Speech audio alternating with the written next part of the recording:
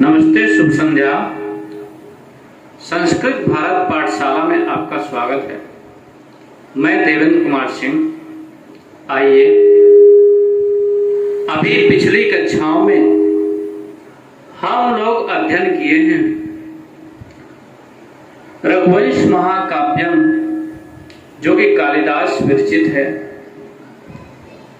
जो विद्यार्थी UP board से पढ़ रहे हैं और कक्षा 11 में एक विषय के रूप में संस्कृत लिए हुए हैं, उनके लिए आज यह कक्षा चंद्रापीठ कथा का सारांश की होगी। आपके पाठ्यक्रम में साहित्य के 3 ग्रंथ हैं, चंद्रापीठ कथा, रघुवंश महाकाव्यम और अभिज्ञान शाकुंतलम। रघुवंश महाकाव्यम और अभिज्ञान शाकुंतलम दोनों कालिदास की रचनाएं हैं। चंद्रापीठ कथा गद्य सम्राट बाणभट्ट की रचना। आइए चंद्रापीठ के कथा सार का अध्ययन करते हैं। चंद्रापीठ कथा सार। प्राचीन काल में शूद्रक नाम का एक राजा था। देखिए, चंद्रापीठ कहानी है जैसे पहले हम दादा दादी से कहानी सुनते थे, एक राजा था, उसकी राजधानी यह थी, उसी प्रकार से यह कहानी है। प्राचीन काल में शूद्रक नाम का एक राजा था। विदिशा नाम की नगरी उसकी राजधानी थी। किस नाम का राजा था? बोलते जाओ मानस, किस नाम का राजा था? शूद्रक। शूद्रक नाम का राजा था और उसकी राजधानी का नाम क्या था?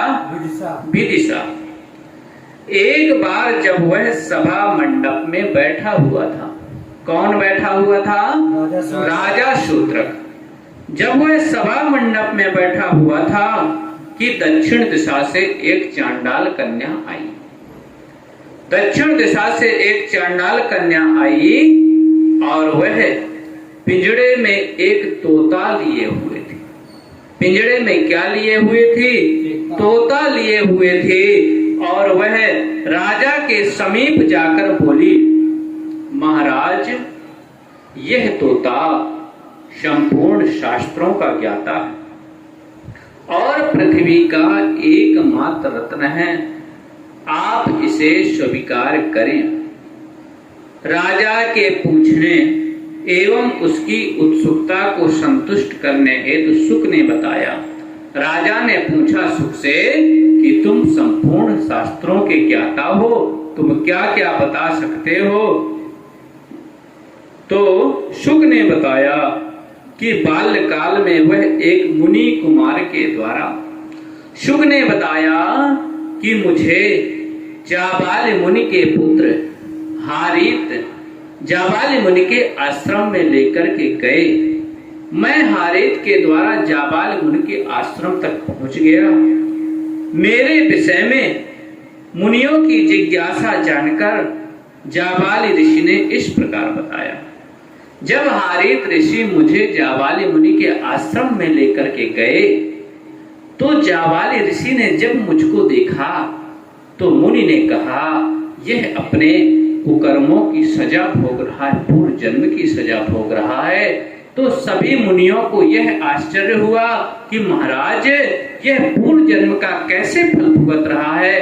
तो जाबाली मुनि ने उन सभी मुनियों की इच्छा पूरी करने के लिए मेरे विषय में बताया कि अवंती में उज्जैनी नाम की एक नगरी थी। कहाँ थी? अवंती में। किस नाम की नगरी थी? उज्जैनी नाम की नगरी थी। वही उज्जैनी नाम की जिसे आज उज्जैन कहते हैं और महाकाल की नगरी है। अवंती में उज्जैनी नाम की एक नगरी थी। उस नगरी में अब सुख के पूर्व जन्म की कहानी बता रहे हैं बाणभट्ट। तो अवंती में उज्जैनी नाम की एक नगरी थी। उसमें तारापीड़ नाम का एक राजा राज्य करता था। किस नाम का राजा राज्य करता था? तारापीड़ नाम का राजा राज्य करता था। शुकनाश नाम का एक ब्राह्मण उसका मंत्री था। जो तारापीड़ का मंत्री था उसका नाम था शुकनाश। शुकनाश नाम का उसका मंत्री था। देवताओं की आराधना पूजा पाठ के बाद तारापीड़ को चंद्रापीड़ नाम का एक पुत्र प्राप्त हुआ। तारापीड़ को एक पुत्र प्राप्त हुआ जिसका नाम क्या था? चंद्रापीड़। क्या नाम था? चंद्रापीड़। और मंत्री शुकनाश को एक पुत्र प्राप्त हुआ जिसका नाम वैशंपायन था। क्या नाम था? तो तारापीड़ के पुत्र का नाम क्या था? चंद्रापीड़। और शुकनाश के पुत्र का नाम क्या था? वैशंपायन। विद्या आरंभ एवं युवावस्था प्राप्त होने पर चंद्रापीड़ को युवराज पद दिया।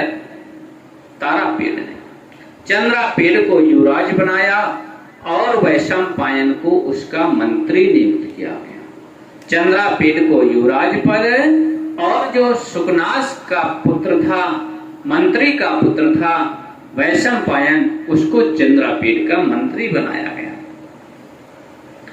विजय में मिली कुलूत राजा की पुत्री राजकन्या पत्रलेखा को चंद्रापीड़ की सेवा में नियुक्त किया।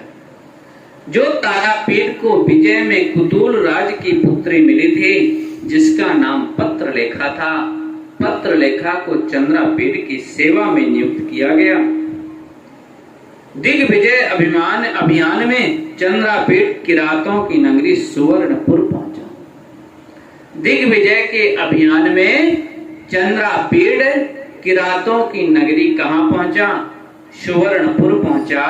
अपने इंद्रायुध पर सवार चंद्रापीड़ के घोड़े का नाम क्या था? इंद्रायुध।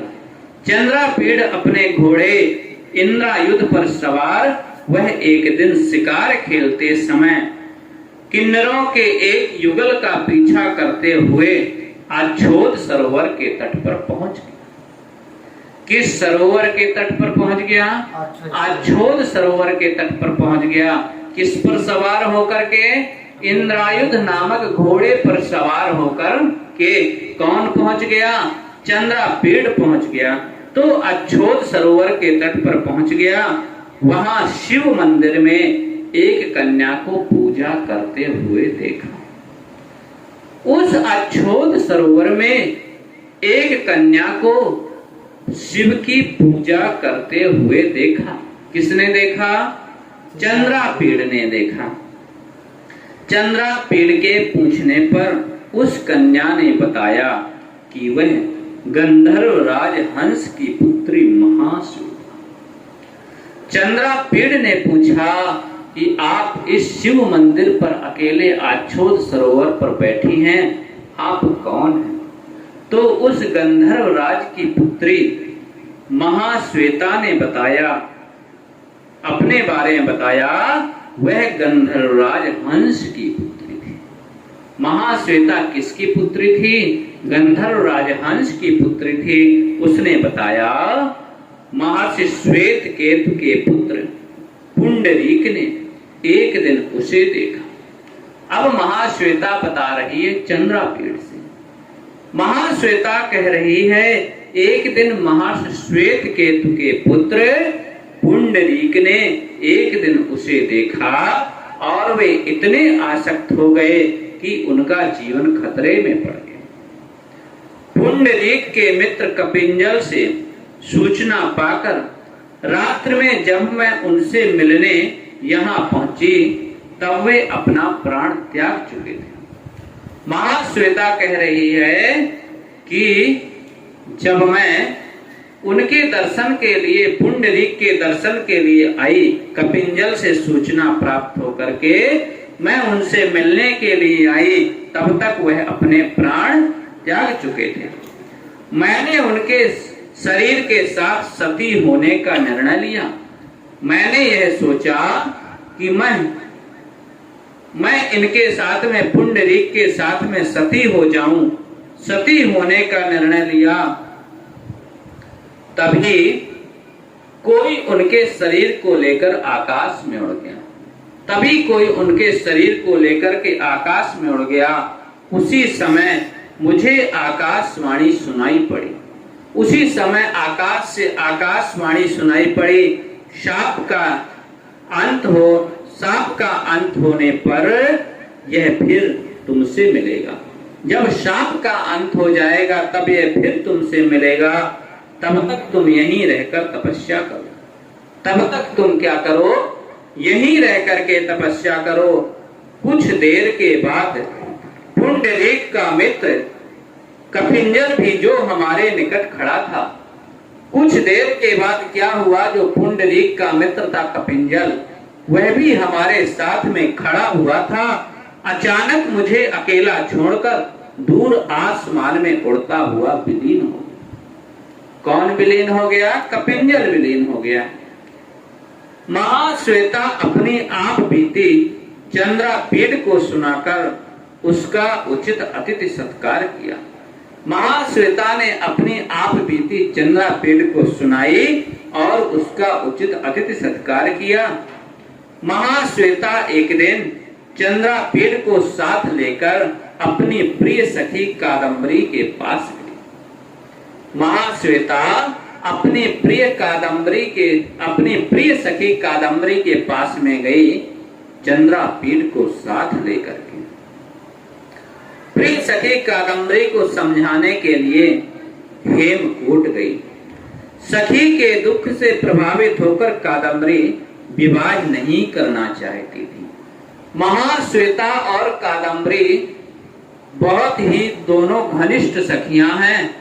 तो कादम्बरी अपनी महाश्वेता की वजह से, महाश्वेता ने यह निर्णय लिया कि मैं विवाह नहीं करूंगी।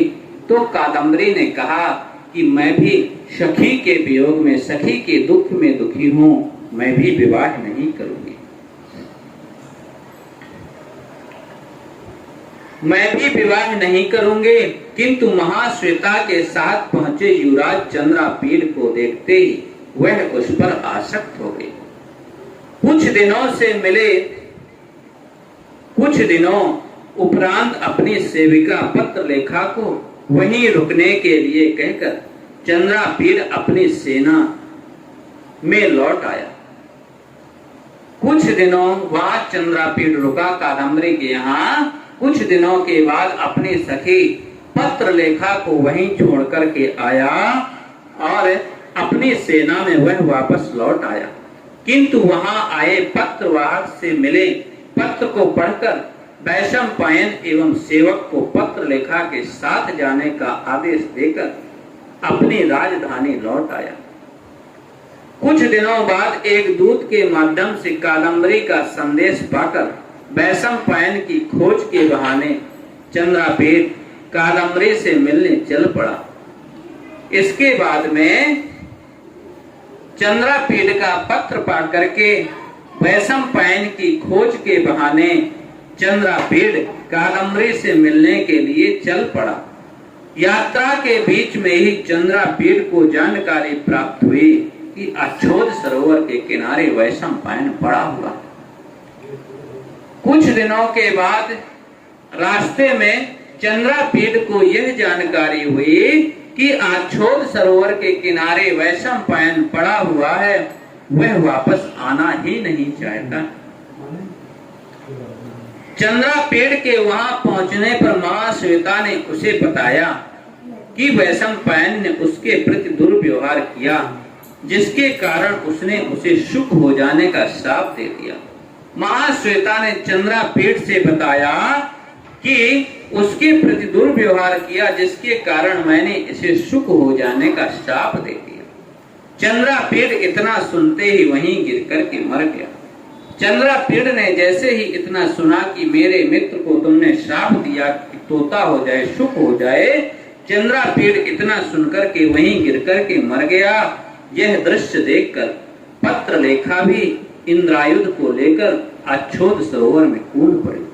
यह दृश्य देखा पत्र लेखा ने कि चंद्रापीठ मर गया। पत्र लेखा भी इंद्रायुध को लेकर अच्छोत सरोवर में कूद पड़ी। तदंतर सरोवर से एक पुरुष निकला। इसके बाद सरोवर से एक पुरुष निकला, सारी कथा कादम्बरी और महाश्वेता को सुनाकर। उस पुरुष ने सारी कथा कादम्बरी को सुनाई और महाश्वेता को सुनाकर दोनों को अपने प्रेमियों से पुनर्मिलन के लिए आश्वस्त किया। राजा शूद्रक शुक के मुख से इतना सुनते ही मृत्यु को प्राप्त हो गया। और यह सारी कथा कहानी कौन सुना रहा? शुक सुना रहा है राजा शूद्रक को, पूर्व जन्म की कहानी सुना रहा। इतनी बातें सुनकर के राजा शूद्रक शुक के मुख से इतना सुनते ही मृत्यु को प्राप्त हो गया। इस घटना के बाद चंद्रापीड़ जीवित हो गया और फिर चंद्रलोक से पुंडरीक भी आ गया। परिणाम स्वरूप चंद्रापीड़ की कादम्बरी के साथ और पुंडरीक का महाश्वेता के साथ में विवाह संपन्न हो गया। यही चंद्रापीड़ कहानी का कथा सार था। कुछ बहुविकल्पी प्रश्न बनेंगे, जो एक एक नंबर के 2 प्रश्न आते हैं। जैसे शूद्रक के दरबार में कौन आया?